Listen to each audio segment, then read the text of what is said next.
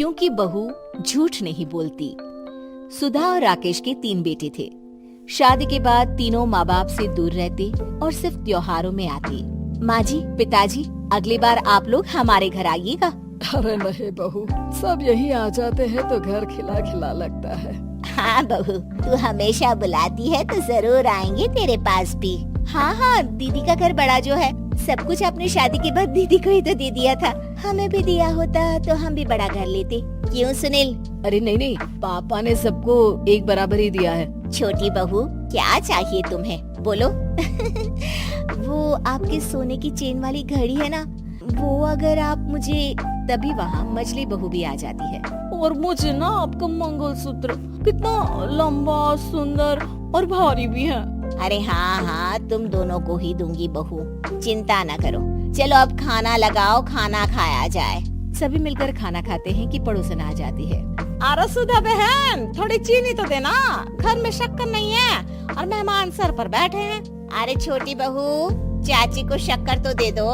अरे मछली दीदी, आप दे दीजिए ना, मैं यहाँ कम आती हूँ तो मुझे पता ही नहीं है कि सासू माँ सारी चीजें कहाँ रखती है। और तुम, मैं कौन सा यहाँ रोज शक्कर फाँकने के लिए आती हूँ, मुझे भी नहीं है पता। तभी बड़ी बहू हाथ में चीनी की कटोरी लेकर आती है। चाची, शक्कर आप लोगों का बड़ा सहारा है माँ जी और पिताजी को, वरना हम लोग तो यहाँ रहते ही नहीं। आप जैसे पड़ोसी हैं तो हम निश्चिंत हैं। और जीती रहे बहू, अब तो ये घर पड़ोस कम परिवार ज्यादा लगता है।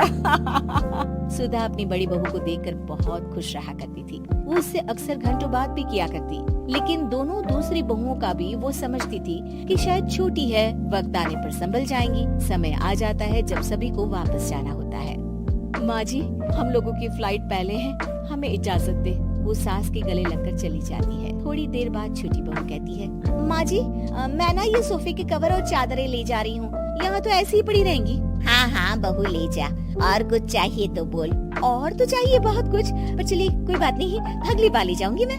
ऐसे ही मंजली बहू भी घर का बहुत सारा सामान ले जाती है। सभी के जाने के बाद सुधा राकेश से कहती है, घर कितना सूना लग रहा है ना। हाँ, और खाली भी। तुम्हारी दोनों बहुएं सब बटोर गई। अरे ठीक है ना, हम दोनों ही तो हैं, कितना सामान लगेगा। फिर उन लोगों की नई गृहस्थी, इतना मत सोचा करे। समय बीतता है। ऐसे ही हर साल त्योहारों में सुधा और राकेश के बच्चों की बहू आते और जाते वक्त ढेर सारा सामान पैक कर कर ले जाती। लेकिन कुछ ही सालों में सुधा का देहांत हो जाता है। पिताजी, आप यहाँ अकेले क्या करेंगे? हम लोगों के साथ चलिए। अरे नहीं बहू, इस घर में सुधा की यादें हैं, मैं उसे नहीं छोड़ सकता हूँ। अब तुम लोगों की माँ नहीं रही। देख लो, वैसे तो मैंने उसके जीते जी सब कुछ दे दिया है, लेकिन कुछ उसका पर्सनल कीमती सामान था जो ये है, ले लो। सामान में होती है एक घड़ी और एक मंगलसूत्र। माँ जी ने कहा था कि वो ये घड़ी मुझे देंगी। हाँ, पिताजी, माँ ने सबके सामने ये घड़ी सरिता को देने के लिए कहा था।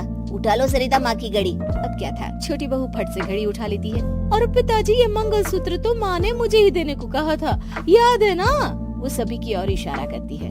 तू भी ले ले ये हार बेटा, कोई बात नहीं। मंजली फटाक से हार उठा लेती है। ससुर बड़ी बहू की तरफ देखते हैं। तुझे क्या दूं बेटा? पिताजी, माँ ने एक चीज मेरे लिए भी रखी है। सभी के कान खड़े हो जाते हैं कि आखिर सास ने क्या रखा होगा बड़ी के लिए। अरे माँ जी तो दीदी से प्यार भी ज्यादा ही करती थी, हमेशा उनसे बात किया करती। जरूर कोई बड़ी और अपनी प्रिय चीज दी होगी दीदी को। और देख लेते हैं ना, वरना तो हम भी बराबर का बंटवारा करेंगे। हाँ, कर लेना बंटवारा। लेकिन बड़ी बहू, बताओ तो, सुधा ने क्या रखा है तुम्हारे लिए? अभी तो हम लोग यही हैं पापा जी, जब जाने लगेंगे तो बता दूंगी। बड़ी बहू के मुंह से ये बात सुनकर बाकी 2 बहुएं सोचने लगती हैं कि आखिर क्या है जो दीदी को सासू माँ देकर गई हैं। दीदी, ऐसा तो नहीं ना कि पूरे घर का आधा हिस्सा माँ बड़ी भाभी को देकर गई हो? तभी वहाँ ससुर आ जाते हैं। नहीं, ऐसा कुछ नहीं है। मकान तो तुम तीनों का बराबर से है। देखो, बड़ी बहू से तुम्हारी सास ज्यादा जुड़ी थी, न जाने क्यों घंटों बात किया करती थी। पता नहीं क्या देकर गई है उसे। और ससुर जी, आपको क्या पता, चालाकी से पूरे घर के पेपर में साइन करवा लिए हो, या फिर कोई छुपा गहना। आखिर मकान पूरा तो आपने सासू माँ के नाम ही कर रखा था ना। अब घर में ये सस्पेंस बन जाता है कि आखिर बड़ी बहू क्या लेकर जाएगी। फिर वो दिन भी आ जाता है जब बड़ी बहू के जाने का समय हो जाता है। बेटा, परसों तुम चली जाओगी, बताया नहीं, माँ ने तुम्हें क्या दिया? घड़ी और हार जो बेशकीमती था और तुम्हारी सास को सबसे ज्यादा प्रिय था, उसका तो बंटवारा भी हो चुका है। अब तुम्हारी बारी। हाँ पिताजी, आज मैं ये बात बताने ही वाली थी। माँ ने मुझे उससे भी बेशकीमती चीज दी है और वो है आप। आपसे अधिक प्रिय उन्हें कुछ नहीं था। माँ चाहती थी कि आप मेरे साथ रहें। चलिए पिताजी। बेटा, मेरे पास तो कोई पेंशन भी नहीं है और ना ही कोई प्रॉपर्टी।